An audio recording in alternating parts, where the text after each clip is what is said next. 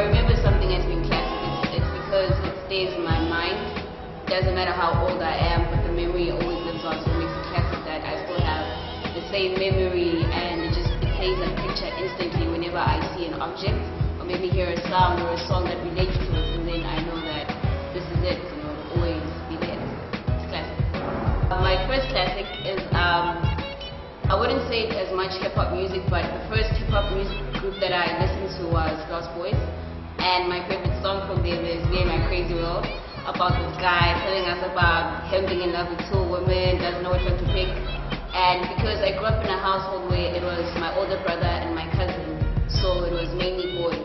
So that's why when I hear OTKZ playing Oma Winnie's and them, I start dancing and I actually sing along to most of these songs, shockingly to other people, thinking, but how do you know these songs? Where do you know them from? I'm thinking, this is what I grew up listening to, so that's why I'm a YMCMB, you know, I know. But, you know, yeah, so that's my first classic.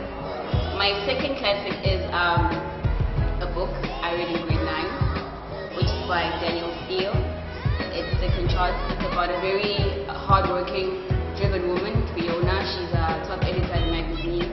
And you know how we see it in The Devil Wears Prada, how they're so strong and they just don't have male characters in their lives. But for her, she met this guy that when she met this guy, she tried to make him space in her closet, taking him with her to Paris and everywhere because she was determined in it. And somewhere deep down inside me, I'm sort of a hopeless romantic. So I found that sort of very sweet. They say, so I thought, wow, you know, when you find someone, you usually you make space in your life and you keep them there.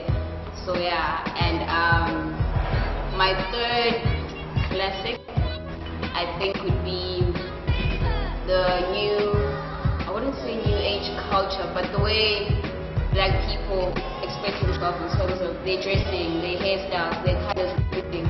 When you take a look around, I will specify in Durban since I stay in Durban, that when you look around, you see people walking around with very bright colors, very printed and very interesting stuff, and you're thinking that maybe back in the day it wouldn't be like this, but now people are free to be themselves. Whatever you think you do, whatever you want to do it, and you wear whatever you think is right for you, because that's how our time now allows us to be.